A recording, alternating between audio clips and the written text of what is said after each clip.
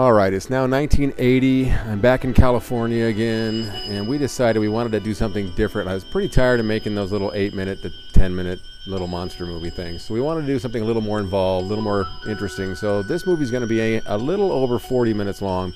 It's called Metamorphosis. We decided to have a bigger cast. Of course, we brought all of our buddies back. Alan Nielsen's back, Scott Moberly, Mike Rapps, my brother, on and on. Shot all over Torrance, California. And we decided it was time to try something a little more interesting. So we have spaceships, the spaceship designed by my brother and built by my brother. For the most of it, I put the outer skin on it, but he did the wiring of the lights and the whole business.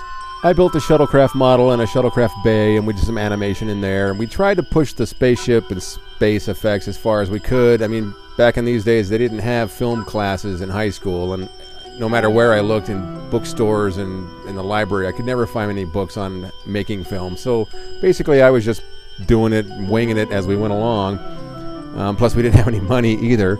So we tried our best to do spaceship effects, and I learned how to break the cartridges that film came in so I could rewind the film very slowly, like 4 frames at a time, in an old film development bag. To try to do some double exposures. I mean, we pushed this thing as far as we could go. I got heavily into makeup on this one. The makeup alone took me, or the monster alone took me over a month to get done. So anyway, we pushed this thing as far as we could go, and we tried our best. Right in the middle of the movie, I saw Halloween, and boom, the movie suddenly takes this huge shift from science fiction to a Halloween clone. Anyway, we got tired of the little short movies, and we tried something different. So This is it. It's 1980. I think we finally finished it in the summer of 1980, if I'm not mistaken. I really don't remember anymore. So anyway, this is Metamorphosis, done in 1980. Took us about 8 months to finish it, and here we go. Spaceship out in space.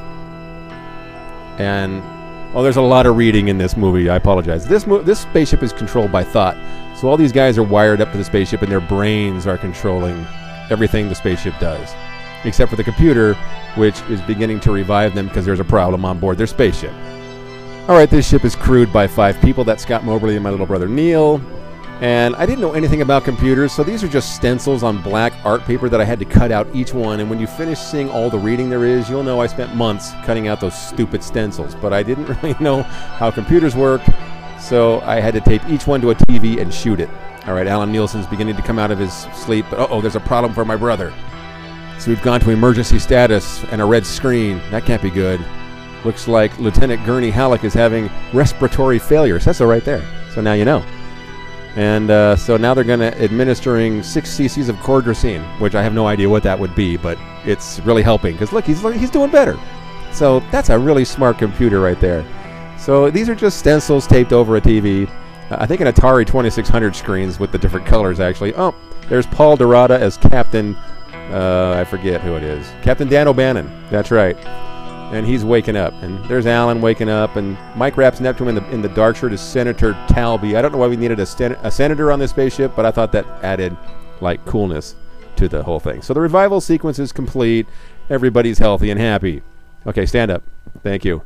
And those are some fine chairs they provided for our astronauts, aren't they? And maybe you shouldn't let the light pop into the picture. But that's another story. Uh-oh. The computer wants Captain O'Bannon to go to the captain's only room. So he's heading off. Okay, there's doors on this spaceship. See, here's the thing. I was going to write for some... there's our spaceship in space. You don't notice the wires. Thank you very much. I was going to write this for some other place, but I figured we always get booted out of spots. So I'm just going to write it for the Stake Center there in Torrance. I'm just going to shoot it really dark, so hopefully you can't tell as much. Yes, there are doors on the spaceship. Nobody's perfect. Okay, get off my back. Okay. So HAL 9000 is the computer on 2001 Space Odyssey, so now we have HAL 9002 on this show. Hey, we throw little jokes in when we can. All right, Captain O'Bannon is identifying himself to the computer, and Dan O'Bannon, the name comes from the guy that co-wrote the Alien movie. We did a lot of that, throw stuff like that out there. And the ship is called the Altair because on Forbidden Planet from 1956, Altair 4 is the planet they go to. Paul's the only guy that I knew at this point that had a computer, so basically he's the commander because he had a computer. But I don't know how they work, so I'm, like I said, doing these cutouts. But the main radiation shield is breaking up, so they got to send the 2 engineers, which are Alan Nielsen and my brother Neil, down to fix it. And thank goodness this computer gave them so much time to fix it. 30 minutes and 17 seconds. Thanks. Why didn't you give them 4 or 5 hours? I don't know. And I didn't know what a 5.25 floppy drive was, so that ends up being their communication device, but that's another story. So here's the spaceship cruising through space, and possibly a little bit out of focus, but that's not really the point right now. Oh, we got some problems. There's beginning to be some feedback and destruction going on. Whoa, a little explosion there on the ship, which even tilted it sideways. That can't be good. So now our engineers got to get running, because obviously they're running out of time and in a big hurry. So they continue to run. Of course, there's another door leading to the engine room. This is actually the stage at the Torrance Steak Center, but it's now an engine room. Okay, so just forget what you thought you knew. It's an engine room now, okay? And Alan's going up there, and my little brother's working in here, but there's really nothing engine roomy about the stage, so we're just kind of winging it as if there was engine room type stuff there, but there really isn't. So, this can't be good right here. Oh, another big explosion. Knocks my little brother down. And this can't be good. Yeah, I'm using a dinosaur roar from Jurassic Park for that outside the ship stuff. But anyway, my little brother's a little dazed from that explosion, but he gets back on his feet. He's okay. We got a yellow alert going on, so things are escalating. The shield damage is beyond repair. That can't be good. There's our captain working with the computer. And, of course, the course of action is going to be the complete shutdown. Now, duh. And get on that 5.25 floppy drive and use that as a communicator. That's always a really good idea. Okay, now the senator. I don't know why I thought a senator was a good idea, but anyway, that's the senator. He's doing something. And our engine room guys are trying to communicate with the captain because there's not much to work on the stage. So what are we supposed to do down here? Start acting? Okay, we've got a little electrical box. We'll pretend that means something.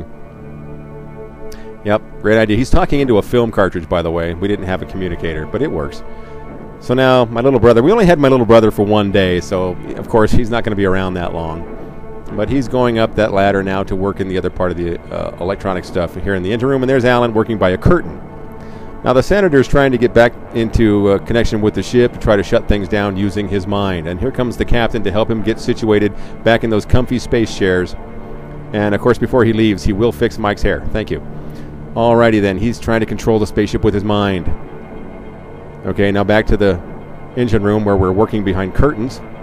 But I'm going with he's going to have a tough time getting that fixed. He's back on the communicator. Oh, feedback through the mind controller in the and my little brother. Oh, no. The senator's dead. That's bad. No more political stuff on the ship. Oh, and the life monitor's starting to... There goes Talby. He's gone. That's the senator. My little brother's going to spit out some blood here, but I didn't really shoot it good enough, so you can't see it. But my little brother had places to go, things to do, so he's dead as well. Let's go to the life monitor. Yep, there goes Halleck. He's gone. Only 3 guys left on the ship, and Alan's got a sore shoulder. So now here's Captain Paul Dorada, well, whatever his name was, and Scott Moberly. I can't remember. Oh, he was Lieutenant Powell. That's right, sorry. And they're running through the ship. Of course, Lieutenant Powell can't go into the captain's computer room, only the captain. Well, we're down to a red alert. See, things are getting out of control now. We got to change react, and it's unstoppable. I got in trouble for using that word, but it's actually a word, okay? So we got to abandon ship now. Things are getting out of control on board this spaceship. Back to the floppy drive. Communicate through your floppy drive. Yeah, that's good thinking. All right, he's telling this would be engineer John Carpenter, played by Alan Nielsen. He's got to abandon ship, so he's out of here. Ooh, things are going bad. All kinds of explosions going on that spaceship, and Scott's checking his watch. I guess they're in a hurry. So they begin running down the hallways as well. They got to get off this ship. Here's a big wide open area that Alan Nielsen's running through. The auto blast doors are beginning to close. Of course, that's why it says that. And Alan's going to go through the tallest door I've ever seen in my life. That is one tall door, right? Blast doors are closing. Speeding up to, oh man, Alan just barely gets through. That was close. And the computer is monitoring everything. The ship is totally out of control as Alan's hauling butt down this endless hallway. Another blast door. You should remember this door from Invasion. It was in the beginning of it, but it's... and Alan cannot get through that blast door. Now what's he going to do? Because, see, blast door 8 is secured. But he'll think of something. He's got to get moving. Another huge electrical explosion takes out the captain. What about... and Lieutenant Powell. So both Paul Dorada and Scott Moberly are gone. That leaves Alan to use the special hidden hatchway, which is the tables underneath the stage. But no, it's a hatchway, darn it. Quit looking for the truth. It's a hatchway. All right, Alan gets on the special lie-down thing, and now he's underneath, well, he's in the special emergency hangar deck airlock. Alright, I built this hangar deck and space shuttle models, and I'm animating this part. And we shot the shuttlecraft scenes about 3 months later, and Alan cut his hair, so we had to put a beanie on him to hide the fact that his hair is now a lot shorter. Thanks, Alan. Alright, the space shuttle is getting ready to blast away from the shuttlecraft hangar deck. And I'm trying to show, oh, the ship is completely out of phase here, and see how the space is looking all warped? The idea was the ship is getting ready to explode, and it's all out of phase. And it's warping space was the idea. It doesn't look good, but that was kind of the plan. And now things are going to get really out of control.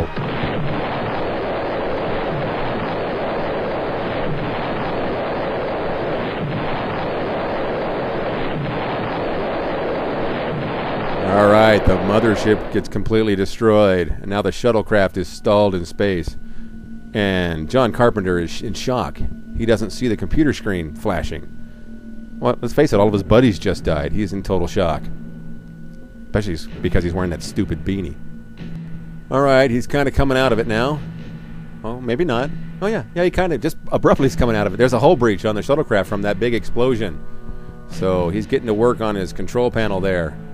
This was our best attempt at a shuttlecraft control board inside of a spaceship. Uh-oh. Oh, it sealed the breach. Well, thank goodness for that. Alright, so now the ship's damaged. Here's more reading. Power's down about a quarter. You know, the hull's weakened about 10%.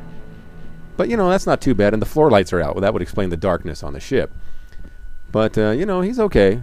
He's nothing serious there. He's going to be all right, except for that stupid beanie. All right. So now I don't know. Oh, he's typing to the computer.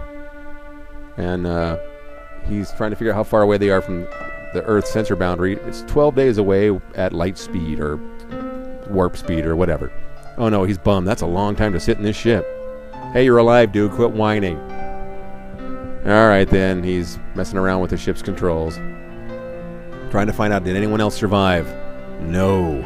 You're the only survivor, dude. Oh man, I'm depressed. I feel bad. Alright, the ship cruises through warped space. That was the idea of that. It looks terrible, but it was supposed to be warped space. This is a very old computer game. And I thought he'd be trying to pass the time. You know, he has nothing to do for 12 days, so he's playing a little computer game against the computer. And he's getting a little irritated by it. He can't seem to shoot down that little... Oh, he shot one. He'll get happy here. Oh, or maybe not. Oh, maybe he'll get happy. Oh, look, he's happy. He's having a good time playing the computer game against the computer on board his little ship. Uh-oh. Something bad happened there. He must not be winning.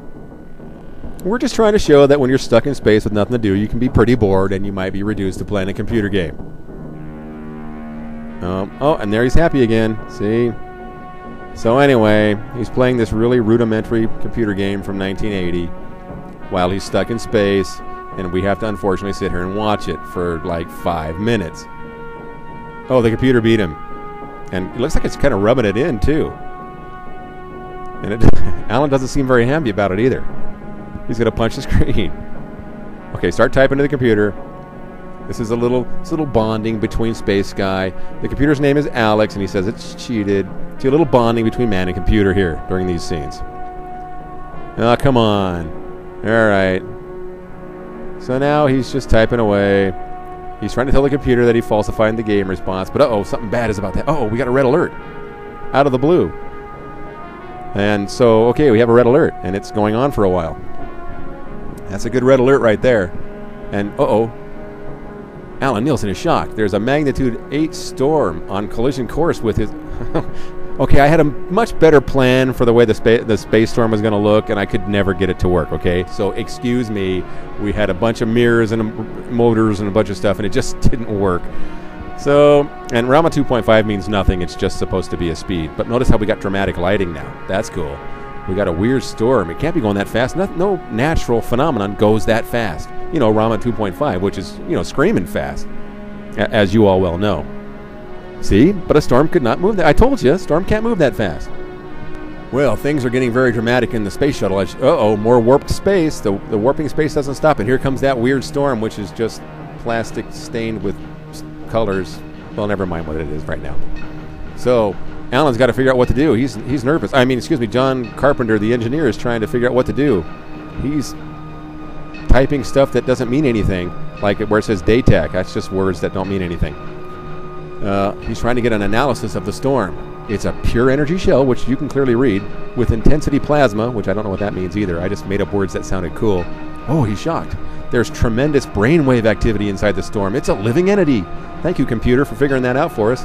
Well, you got to destroy it, because the computer says so right there. So he's got his laser banks fired up. Well, he's charging them now on your little, shuttlecraft. You have to charge the laser banks. Well, there's a self-destruct sequence, but anyway, the storm must not make contact because, of course, it has living brainwaves. You can probably figure out what's coming, but anyway, that's not the point right now. So he starts firing lasers, and it hit the storm. Got to fire another laser. Well, that dead man, he's a good shot, isn't he? Oh, that can't be good. It's just not stopping the storm. It had no effect. Thank you, computer. Oh, he's shocked. What is he going to do? Oh, he's sweating it. What am I going to do now?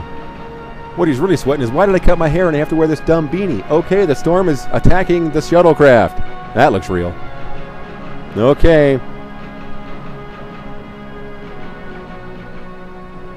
It's a huge attack on the space. Oh, we've gone dark. Oh, and there's the Earth. And there's the special cat. I love that hair thing in the middle of the screen. That has been in every single movie I made from 1970. I tried to get that thing off there. I worked with that, and I could never get that stupid piece of wire or hair out of the screen.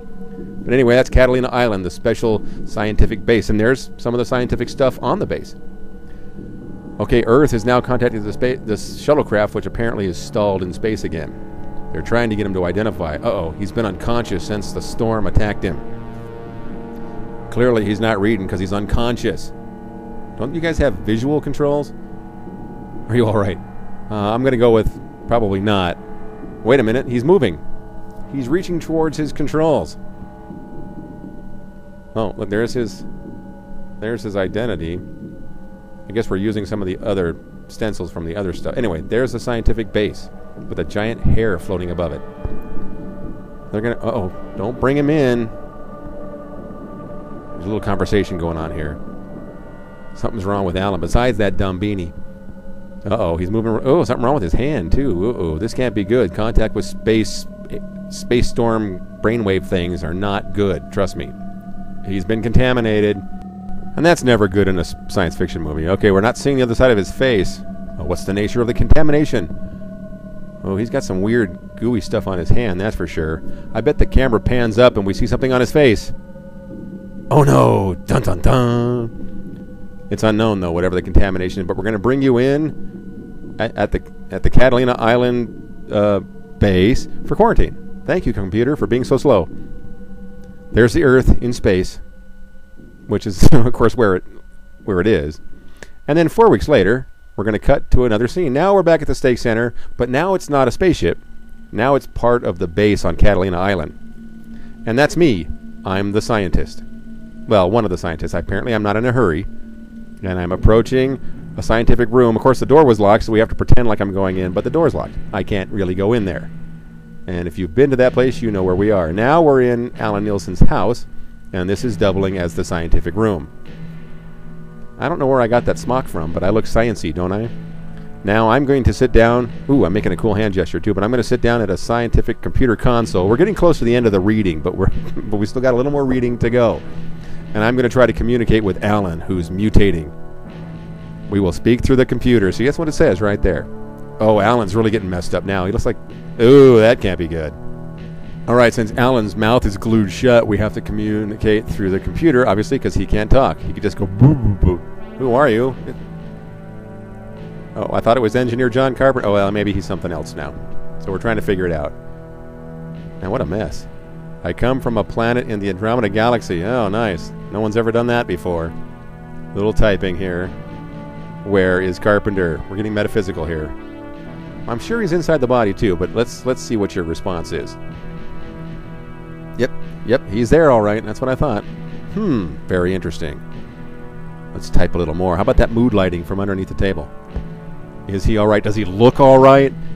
He looks like he's got snot oozing out of his nose. That's creepy. That's creepy on its own. The eye's not so great either. Let's see. No, as I grow strong, he grows weak. These are really slow computers. That's confusing me. I better type some more. Okay. Will he die? Ooh, a little yes. No typing? Nice. Oh, there's typing too. Now, me as the scientist, I'm a little worried now. He's going to die? Why have you come here? I'm just reading it for you. I know you can see it, but you get tired of reading it, okay? So I'm just trying to help out. He wishes to understand emotion, especially fear. Because, you know, space storms don't really understand fear. They understand, like, love and hate stuff, but fear. Enough to kill? Well, apparently yes. Then why is the body mutating? Because it wouldn't be a monster movie otherwise. Duh. Oh, and look, his hand's all getting warped out. Well, he'll hold it up here and say, yeah, his hand's getting all messed up. See, he only has 3 fingers now. Or he's just holding his hands together. I don't know. Or his fingers together. Anyway, it is too fragile to withstand my power. Oh, he must be a congressman or something. Uh-oh, and will the mind also deteriorate? See, we've got things going on here. We've got some issues. I'll bet it's unknown. Oh, okay, possibly. It's one or the other. This is a fine through-the-computer conversation, if you ask me. Yeah, what would be the result? Violence. It's a horror movie. Duh, let's move it on. Step it up, people. Let's get this thing moving. It's going to be violence or something like violence, or people dying. Come on, figure it out. Many deaths, whatever.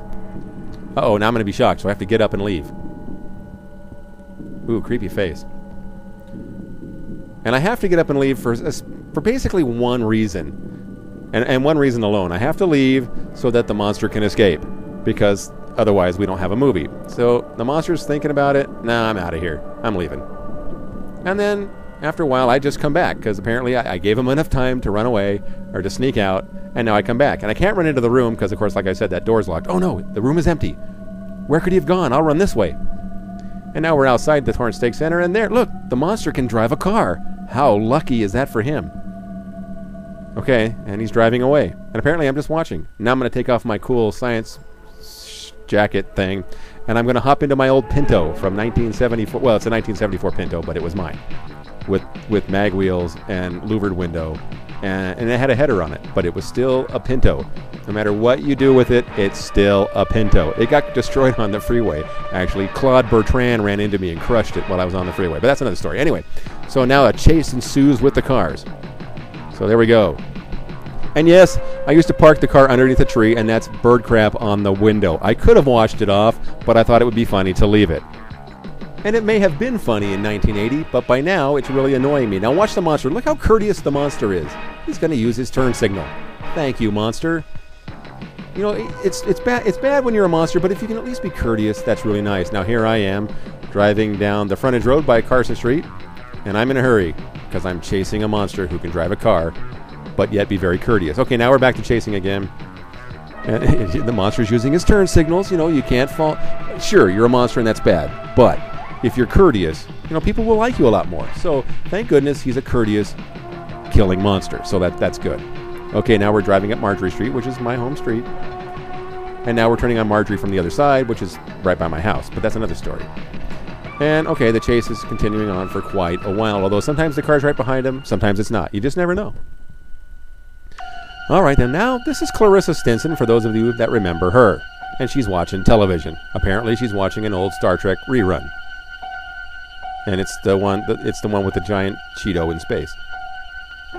Alrighty then, I guess we're just going to show 5 minutes of footage from... I think I shot this like in 1975, and it just sat in my drawer, and I decided to work it into this movie so I could make use of this footage for something, and let it just sitting in my drawer. So Clarissa's watching TV in a very dark room. Apparently she's really engrossed in Star Trek. She's, you know, a couple, 20 years old, but maybe she's never seen this episode. I don't know. Uh-oh. Something's creeping around in the dark. Probably by her house, would be my guess. Now, this is the point where I'd seen Halloween. And so this movie makes an abrupt left turn and becomes Halloween-ish from here on out. So, what's left of Alan Nielsen's character is now creeping through the bushes around some house. Are we going to show the face? No, not yet, people. All right, it's gotten dark now, and here I am still chasing... Wait, that's the monster's car. See, there it is, right there, like I said. And so, there's my car, and I'm just going to sit there in the middle of the street and look at it. Now, I'm going to pull over. Or I'm going to pull in someone's driveway and make a 3-point turnaround. Okay, I'm going to do that then. That's what I'm going to do. And then I'm going to pull over and check things out. because that's what scientists do when monsters escape from scientific places. And by the way, this is still supposed to be Catalina Island. Man, Catalina's really built up, hasn't it? Didn't used to be this big of a city on Catalina Island, but man, it's really gotten crowded over there. All right, there I am with my vest. I've still got the same gun from the Dirty Larry movie and the Parasites movie from Wisconsin. Must have brought it home with me to L.A. there, and so I'm still using the same gun, you know, a year or so later. And I'm now searching around this whole area, looking for the monster, while in the meantime, Star Trek is still going on. Boy, I shot a lot of footage of Star Trek. I don't know why. Apparently I wanted to use every last scene that I shot 5 or 6 years earlier from the TV, because you didn't have video back in those days, so you couldn't watch this stuff whenever you wanted to, so you shot a little film. So in case you wanted to remember this guy getting killed in the Planet Killer, which is what that is, you could watch it over and over when you hook it up to your projector. See, there he goes. That guy's dead. See ya. All right, I used that footage. Thank you. Making this film a lot longer than it should be. Okay, thanks. Uh-oh, monster creepy hands coming through and grabbing a hold of that fence. We're going to see the monster's face? No, not yet. I worked too hard on that thing to show it yet, people. Yeah, you've probably seen this shot already, but we've got the monster creeping around some more. He walks very slow. Apparently he's not in a hurry. Monsters don't have to be. They got their own agenda. So just relax. All right, there's Clarissa. She's still watching Star... Uh-oh, wait a minute. It's getting late. I got to get going. I got sucked into that Star Trek episode, and I got things to do. So off she goes into the bathroom. And I don't want to know what's going on. Oh, she's combing her hair. Okay, cool. And here we are looking at the monster's legs yet again. So at least he keeps his pants white. I mean, some monsters will get dirty. All right, she's checking her watch. She's got things to do, so she's going into the kitchen. And we've seen the kitchen before, but not from this angle. It was in Razorman, but she's calling somebody on the phone. She's wondering where they are. They're going out tonight. And they're late. I mean, how rude. Come on, where are you? I'm sitting here waiting in a very dark house, watching an old Star Trek episode. That's rude.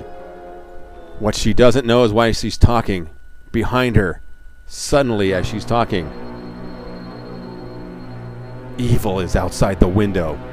She should pay attention more. Oh, now she turns around.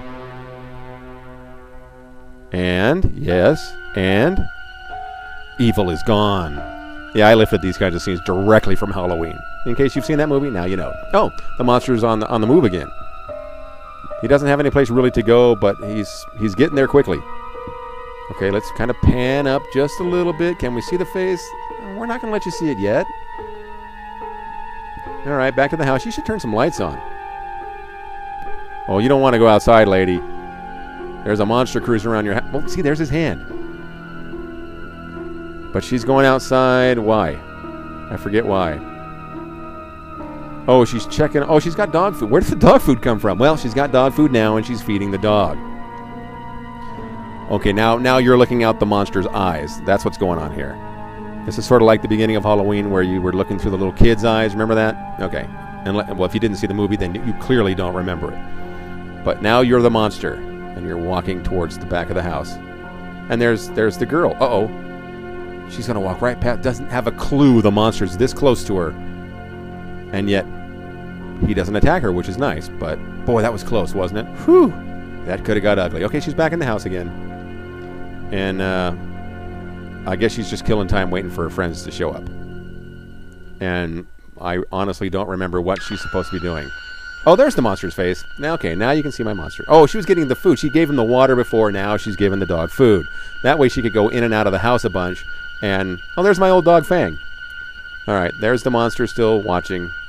Boy, his eyes really slid down his face. You might want to touch that eye. Yeah, right there. Okay, thanks. Okay, yeah, that mask took me a long time. That whole monster suit took me quite a while to get going. But anyway, okay, now we're the monster again.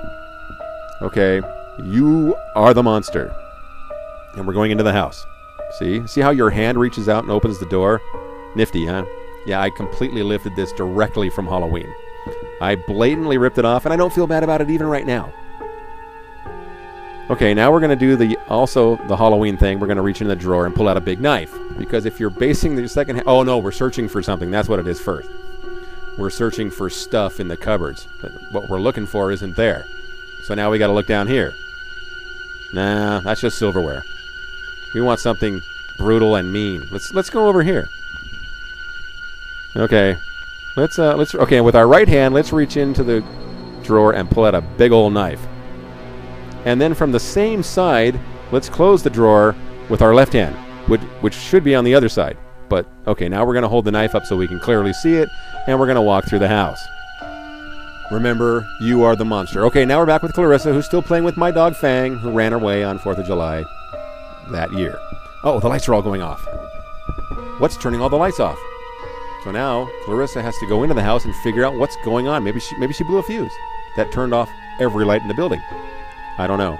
But now it's really dark in the house and kind of creepy. So first thing she's going to do is check the lights. And see, they're not coming on. So something really bad has happened to her lights. Now she's going to walk towards the front door. She's going to oh, see, the lights are working there though, so that's good. So she's checking through the house, but remember, the monster is inside the house. She's checking out front. Everything's fine. Now she's going to check in the little den room here off to the right. Looks like everything's okay. I wonder what could happen. And now she's going to check the rest of the house. And, of course, you're the monster right here, by the way. You don't know that, but you're the monster, and clearly she's not paying attention because he's right there. Now she's walking to the back of the house and checking things out. And now the monster is going to move into this. Well, we're going to move to me, who's still roaming around searching for the creature. And that's a fine vest I'm wearing right there. I'm very concerned because the monster's in the area. Okay. Anyway, oh, she walked right past the man, she is just not paying attention at all. The monster is right there. Now she's back here. She's already searched here, but apparently she feels the need to search here again, throwing you off. When will the monster attack? See, that's the whole point. We're trying a little sleight of hand here. We're trying to lull you into a false sense of security. Maybe he's not going to attack. Maybe she's going to be perfectly safe. Or maybe she's going to open up this door and something bad will happen. Oh, it's the monster's face. He's got her. This can't be good. They're fighting in the kitchen. He's got a knife. She's trying to hold the knife off. This is going from bad to worse. If he stabs her, there's going to be a mess everywhere. Oh, no. Thank goodness the blood all landed right in the sink. Boy, that will save cleanup for whoever comes and cleans up this mess. Wow, that was lucky. Okay, he's got the body, and he's carrying her outside. See? Right there, he's outside. So he's carrying her outside, and we don't know what he's going to do with her. Something creepy, monstery. And now her friend, who was late, who should have been there earlier, they would have gone out and had a good time, but she was late. So now her friend is dead. And apparently she decided she's sneaking around the house because she's thinking about trying to sneak up on her friend and scare her. That was the point here. She's not creeping around because she thinks there's a monster. She was just going to sneak up on her and go, boo, that kind of thing. You don't know that because this is a silent film, but that was the idea. But she's not finding her friend, and she knows her friend's getting impatient because she already called her and was getting on her because she's late. I wonder where she is. I'll walk over this way. And I'll walk through this. I wonder where she could be. I'll walk over this way and I'll turn left into the... No, I'll look in here first. Everybody's looked in that room so far. So now we'll walk into the kitchen and we'll see blood in the sink. Well, hardly any blood, really. Oh, she's shocked. Interesting how no blood went anywhere else. Just the sink. Okay, this girl's now scared. There's a huge amount. Look at the tears and stuff coming down her face. Oh, she's crying. That's some fairly decent acting, sort of. And she's backing right outside to where the monster is. And, okay, she's backing. Now, we shot Clarissa hanging from this tree, all bloody. There's the blood leaking down. But I could never get it to work, so we ended up shooting a picture of it, and that's what you're going to see, which is kind of embarrassing, because now she's going to look up. There's blood. See how you can barely see the blood? So then we shot... There it is. Here's the picture of her. Yeah, I know. That's terrible. But the science guy, me, hears the scream, and he's running. And he's going to get rid of that stupid vest. That's really smart, as you're running after monsters. And suddenly the monster comes up from behind whatever that is there. And now her friend sees the monster. Well, okay, more blood. Sorry, I forgot that was on her twice. Okay, thank you. Now she sees the monster who's just stood up. Okay, go ahead. You see him. Clutch your throat. That's right. And now Alan, who is the monster, is coming after her next. This is bad for her. That's what she gets for being late. Okay, if she hadn't been late, this wouldn't have happened. But suddenly, here comes the science guy over the fence. And he's got a stick somehow. And now there's a fight between Alan and myself, which happens all the time, and we used to love doing this. I've dropped the gun. Oh, no. Come on, let's fight. Come on, monster. This is the Randy and Alan show. We're always fighting in movies. Or at least we like to. So now we got to fight. Picks me up. Throws me against a tree. And I punch him. Okay, now we got serious fighting going. Ooh, a shot to the stomach. He's down. But Randy throws him over. So that's good. And now Alan and I used to practice fight in the house, actually. So now we're really putting use to that fighting. We've got serious fighting going on. Although it still looks like two guys who don't know anything about stunts duking it out. Okay, monster face. Oh, and a kick to the chest. Oh, knocks him flat. And now I get thrown over. But I get thrown right by my gun. How lucky. So I take a couple of shots. Okay, one shot. Oh, and the monster's hitting the shoulder. So he's going to just sneak off into the darkness. Okay, well, no, he's still in the light. But, oh, he finds his knife, though. That's good news. Well, for him. And now he's going to sneak off into the darkness. And, oh, I guess I've just gotten up and grabbed my jacket and left. Oh, because the girl who was scared couldn't be there anymore, so we just left her. Okay, it's a new day. It's a beautiful nude morning here on Catalina Island. I was going to say Torrance, California, but no, Catalina Island. And the monster has gone to Peck Park. If you know where Peck Park is in San Pedro off Western Boulevard, that's where he is. I don't know how he got to Peck Park. Well, he was creeping around all night, and he ended up in the park. Somehow, I've figured out that he's at Peck Park, and I've gone there as well. So, I'm now coming down this hill, and I've put my vest back on. At least in this movie, because this was shot months later as well, I'm wearing the same clothes. Nice little reflection off the knife as the monster is looking for more victims. All right, and apparently he sees something that interests him, so he ought to tuck his collar down, but that's another story. All right, here I am cruising down a dirt path. Peck Park is pretty big, so I'm cruising down the path. Apparently monsters, I assume, would take the... Oh, wait a minute, I see something. There's something off the side here, off the path. It's shoes. And there's probably somebody connected to those shoes, but the person who plays this character couldn't be here on this day either because we had to go back and reshoot this. So I'm pretending that I'm helping somebody up behind this bush and getting them to their feet. And apparently maybe the monster knocked them out or something, but that person couldn't be here this day. Okay, now we're back to the other day that we shot this park scene, and now she's there. And here's Kyle Nielsen, just cruising through the park, having a good day. He's alone. You know, he's a loner kind of guy. And he's just cruising through the park, and here's his brother Alan playing the monster, and there's a cat. But anyway, Alan playing the monster, and he sees his brother, but of course not really his brother in the movie, but anyway. And he's going to go after him because that's what monsters do. Wait a minute, I see them when we're yelling. Watch out. And that's Pam over there yelling too. Okay, Kyle's just cruising along, and there's a monster. And so I never thought that Alan got to kill his own brother in another movie, but yes, he does. He sticks the knife right into Kyle, and Kyle is dead. There's a thankless part in a movie. Walk along, stabbed. Oh no, we're trying to save him, too late. Pam Bothwell, who's playing that part, is all upset, but I've had enough. It's time to go after this monster. He can't go around just killing people, so it's a fight. Might have wanted to shoot this a little closer, but we didn't fight enough in the dark. We're going to fight in the light. And, ooh, a headshot. Oh, that's a good shot into the mountain, the little hillside there. And now we're almost out of frame. You might want to move the camera. Okay, we'll just stop and reset. So now we're fighting some more. The monster's kicking my butt. And, Alan loves fight scenes, by the way. Just in case you didn't know that about Alan. Oh, he likes kicking somebody's butt. Okay, we're about to wrap up this fight scene. The monster falls down. Wait, something... Oh, yeah, he throws me up. He grabs his knife. And as we're fighting... Oh, no, the monster's trying to stab me. I'm trying to hold him off. I push him back. But then... Oh, he gets me right in the stomach. Oh, that had to... Okay, let go of me, Alan. I got to stagger away.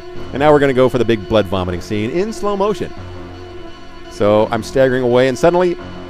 That's lovely. Lovely piece of film right there. So I'm dead. But now...